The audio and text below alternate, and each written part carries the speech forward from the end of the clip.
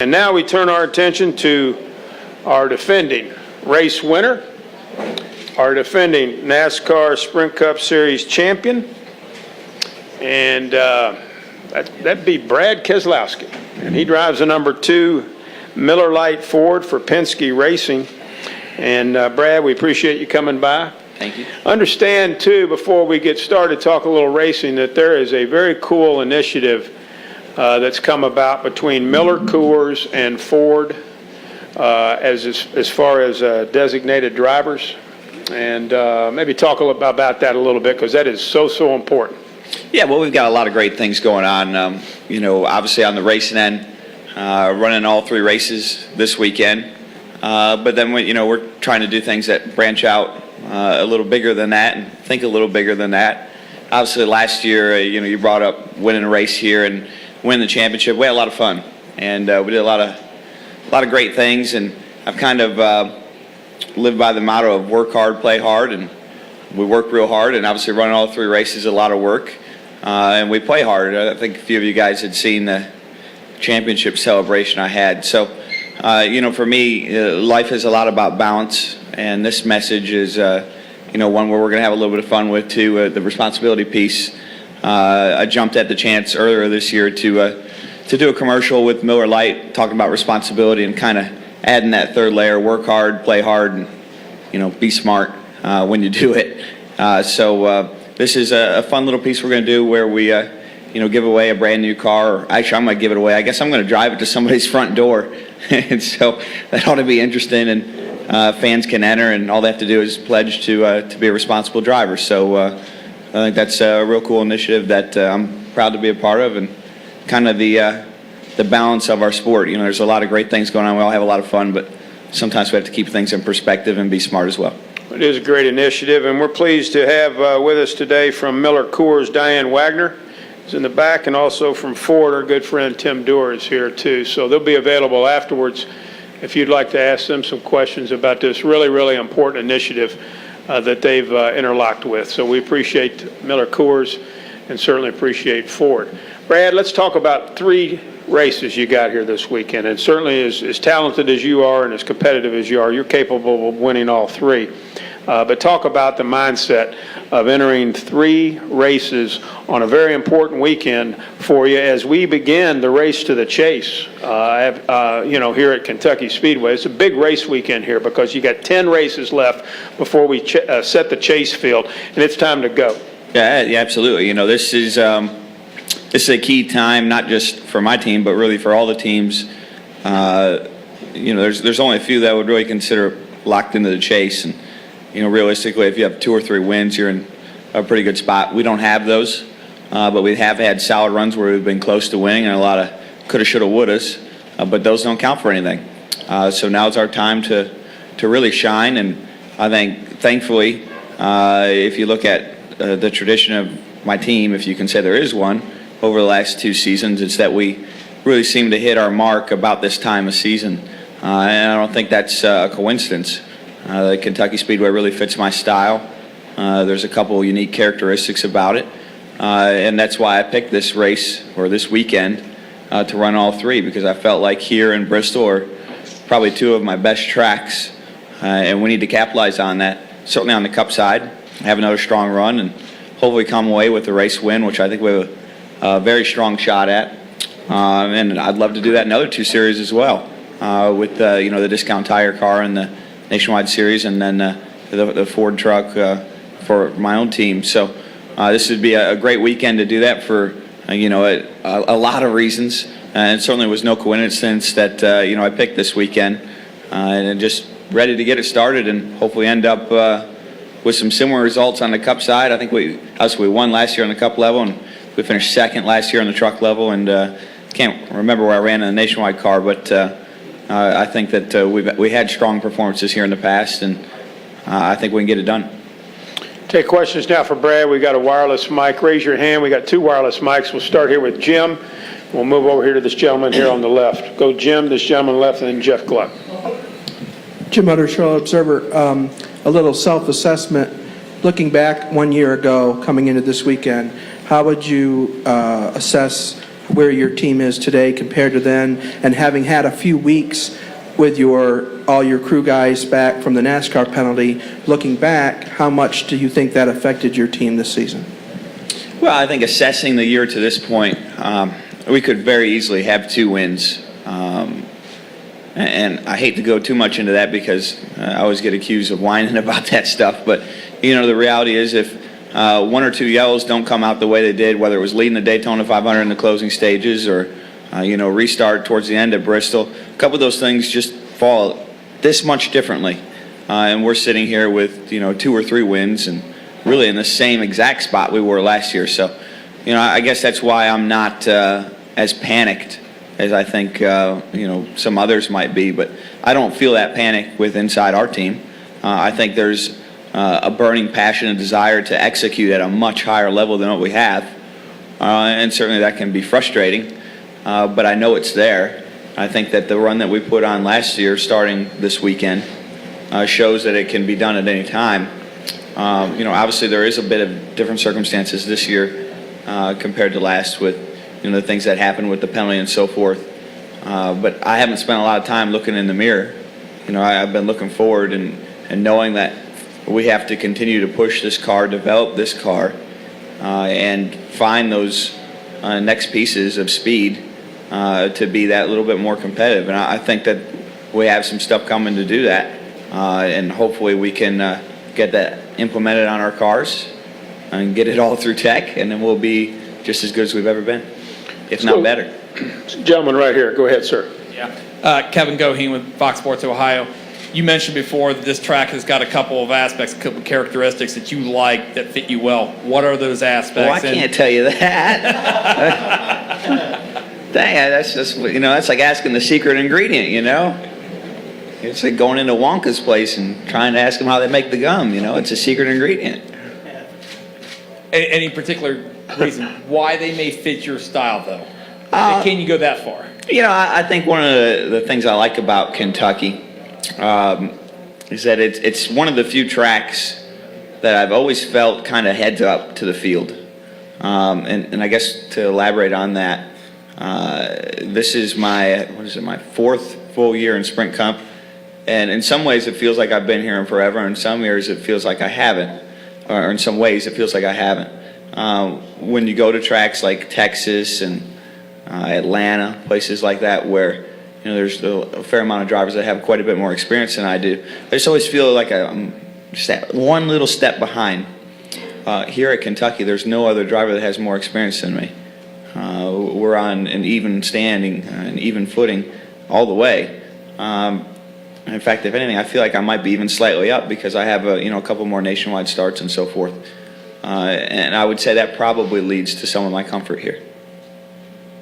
Let's go to Jeff Gluck. Raise your hand, and then we'll come over here to, I believe it's Rich, right?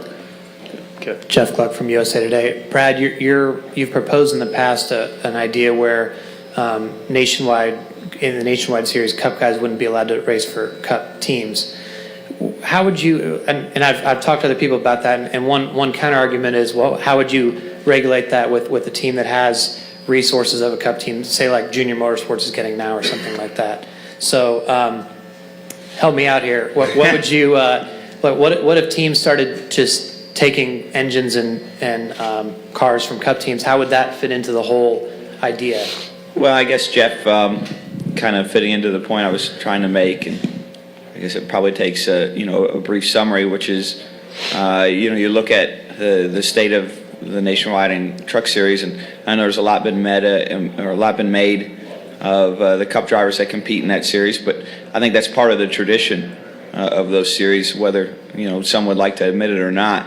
I think it's part of what makes NASCAR unique, and I don't think it's necessarily a bad thing. And there's a lot of people who will write me or say things to me that they would watch more if Cup drivers didn't interlope, and you can just simply say it's not true, because if that were the case, then series like ARCA would have ratings through the roof. So there's obviously a need for Cup drivers to be in there. Does it need to be the whole Cup field? No. Is there more Cup drivers? Are there more Cup drivers now in those two series than ever before? No. I still remember my first nationwide start for Junior Motorsports. I think there was like 26 Cup drivers in it. and we don't see 26 Cup drivers in the nationwide field anymore. So I think a lot of it is made of because of Kyle and his success, and that's not necessarily fair. But then on the other side of it, having been, one of those guys that's trying to prove himself and driving not only as an inexperienced driver, but for a team that doesn't have all the resources that a Cup team has, you basically have zero shot at all of being successful or being competitive. And I know that, and I think you look back again to the tradition of the series as it was first started, and the Cup drivers that were there, the big difference, and I think part of the acceptance of that was the fact that they either drove their own equipment or drove for another car owner. I think that those are probably two important asterisks, and I would like to see something like that happen again. I think that would return the competitive balance and give the younger drivers an opportunity to at least compensate slightly for their disadvantages and experiences and so forth. So, I know that there's issues like you brought up as far as the equipment and so forth. If it's not in a Cup facility and ran by a Cup owner, it doesn't really matter, because that's what's going to make the difference. The difference is going to come from, the hands-on approach of that Cup owner and those resources and so forth. So I think it naturally levels itself out. I know I felt that way when I was at Junior Motorsports, that even though we had some support from a Cup owner, it still wasn't a Cup team. It still wasn't a Cup-owned team in my mind, even though we had those resources. So I felt like it leveled itself back out. Go here to Rich. Rich Van Wyk, WTHR Indianapolis. How does the motorsport industry, particularly NASCAR, look right now as a business from the driver's seat? Do you think the worst is over? Do you see the fans coming back? More importantly, do you see the sponsors coming back and supporting the sport the way they had been? Oh, from a business standpoint, it's still not a bad time to be a driver. It's probably the healthiest position as long as you can be successful, but I think that kind of goes without saying. There are areas that we can certainly be better, and I know there's a lot of people trying to make them better, and I think we all acknowledge that we're not as in strong a position as we have been in the past. But I still think that there is potential to get back there, that we have work to do as a sport. But from a driver's perspective, I don't think it's a bad time to be a driver, that's for sure. And I think that the sport is, you look at some of the health matrices that you would look at as a driver, and you think of, obviously your own safety and ability to make a good living and be competitive and not have to buy a ride. I think at the Cup level, for the most part, those are still, there's still a lot of integrity to that. I would say, the most concerning aspect for a driver right now is the limited owner base, limited owner pool, and the fact that the owners are aging rapidly. And that's probably the most concerning thing as a driver, because certainly someone is going to have to come in and replace them for us to have somebody to drive for. And it's probably harder now than ever to become an owner in the sport. I know there's people working on that as well. So, I would say there are some concerns, but, at the end of the day, if you're a quality race car driver who can win races and just doesn't do something incredibly dumb, you'll have a sponsor and you'll have a team. Two more questions, and we got to go. Let's go Claire, and then we'll go to Jeff. Claire Belang, Sirius XM NASCAR Radio. A nationwide person came up to me at one of the tracks getting coffee and said, boy, Kyle's racing again this weekend in nationwide, and people do not understand. They say it doesn't help, but it really does, more so than people are saying for the Cup race, to get that time on the track. In the 3 Series, how hard is it for you to forget what you did in the practice, Sure. And then adapt it in all 3, and how much does it really help or not towards the Cup side?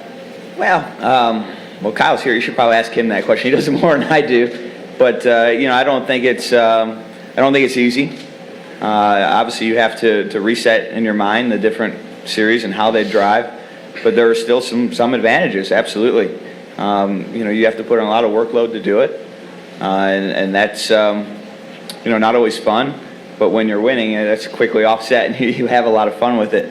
And I think that's really where it comes from, is an inner passion to win for those guys that do it.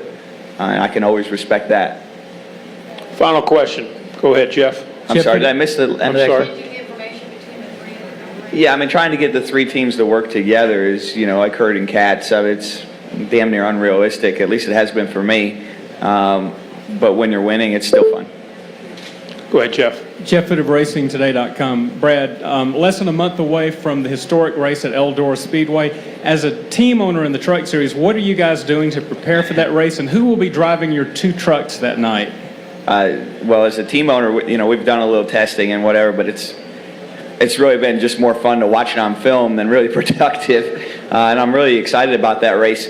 I think inside the sport, the drivers and teams feel like it's going to go one of two ways. It's going to be either by far the coolest thing or best race we've ever done in NASCAR, or the dumbest thing we've ever done and worst race we've ever seen in NASCAR. I don't think it's going to be anywhere in between. So I'm going to make sure I'm there for that race. It looks like a lot of fun.